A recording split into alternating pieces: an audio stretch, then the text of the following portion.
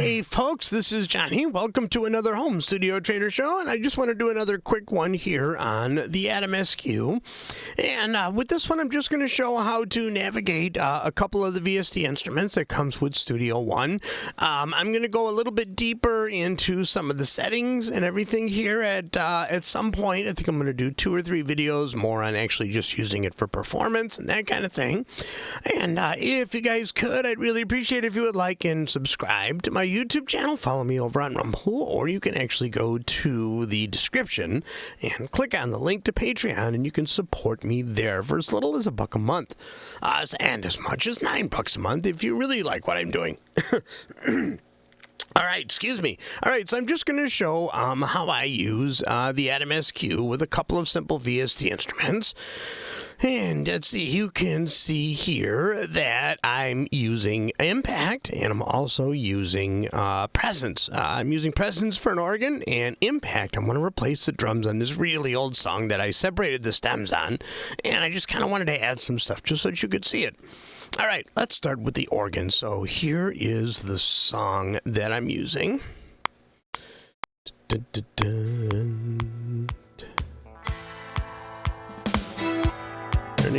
Here we go.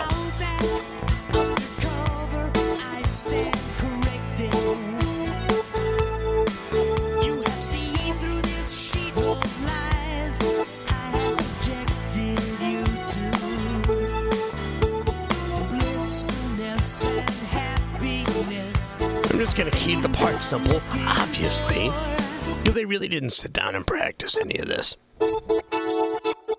All right, so we're just going to go ahead and we're going to do that. We're going to use the transport controls. You can see here I have my setup actually configured to either arm or disarm the track. I can use mute and I can use solo and so on like that. I can open and close the console if I wish, as well as the inspector. I'm going to leave all that open for right now, so I want.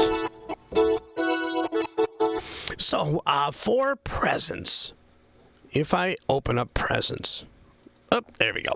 If I open up Presence, I have the ability to change the octave.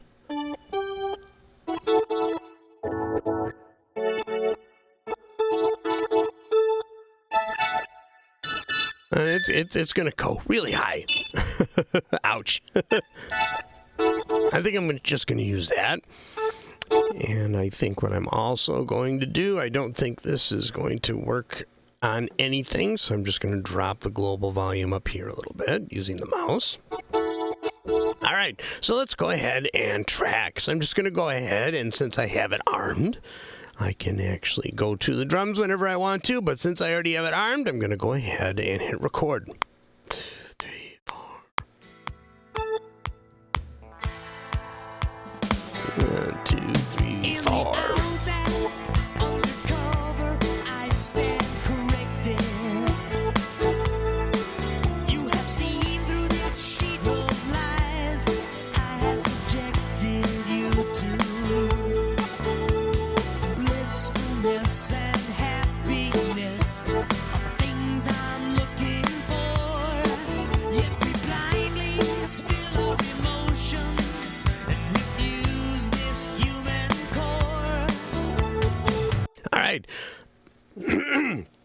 Excuse me. All right, so there we go. So I've got it. I got a really terrible keyboard part down, but I've actually got it down. So I'm just going to go ahead. I'm just going to move over to here, just to take a listen to a few bars.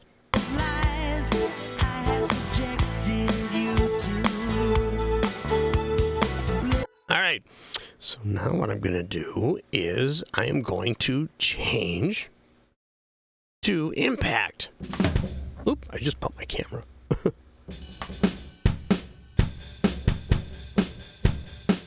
So I'm actually going to turn off the drums here. And we're going to dub in some new drums. Ready? Track is armed. And here we go.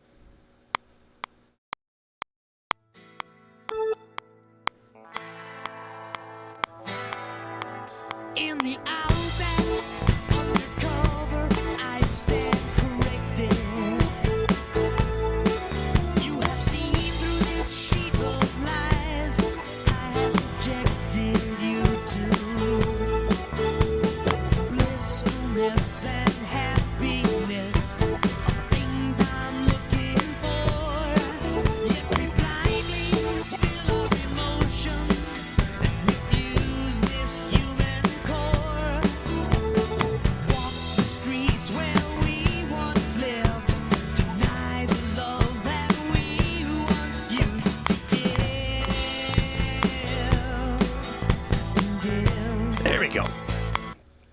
So you can see how easy that works. Now, for impact, it's really cool. I've got all the drums on A and B.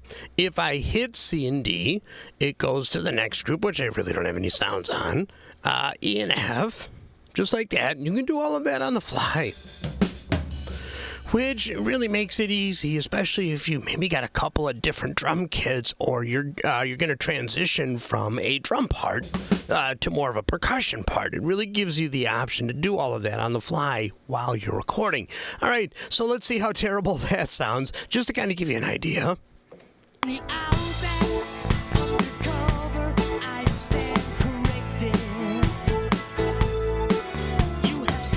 Oops, bad keyboard note.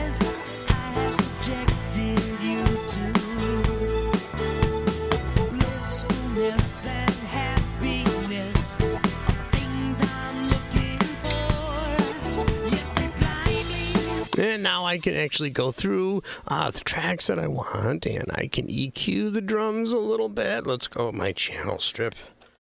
Just to keep it simple, I want to brighten up the drums a little bit.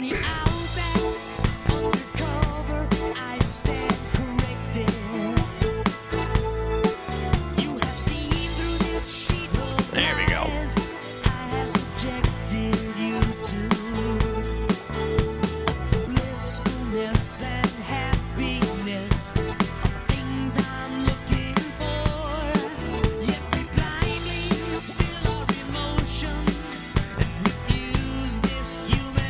Actually didn't turn out too bad.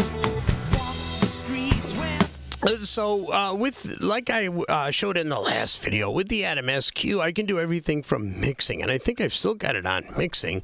So I can actually go up to the bass, and I can turn up and down the bass a little bit. You can actually see up in the window up above. Let's see if in the window up above there, you can actually see that channel moving. I can go into the panning, and I can change the panning. So pretty much if you sit down and you make this your main part of the console, and I've been really thinking on doing that, to really make it a main part of the console and see if I can work with it like I do my fader port. It really gives you a lot of flexible options to where this is really the only thing that you need on your desktop, that and the mouse. That's pretty much it. So the controls here go really, really deep as far as, like I showed, being able to open and close certain windows, being able to open and close the inspector. You've got your mute, solo, and record buttons for the record arm. You've got all of that stuff, and you can use it for instruments. Now, I do have to admit, it does take a little time to get used to the keys. They're very touch sensitive. So if you're using like on this one here, I'm using a dynamic kit that has 4 to 8 samples per pad. Just for different dynamics. So if you've got a really good kit loaded up, or you're using one of the presets, you can really get some beautiful feel out of this. And one of the things I really like is using this for bass. So there you go. Just a quick little overview. Like I said, these are just really simple videos to show you what you're capable of doing with the Atom SQ. Let me know what you guys think in the comments, and I'll see you all in the next video.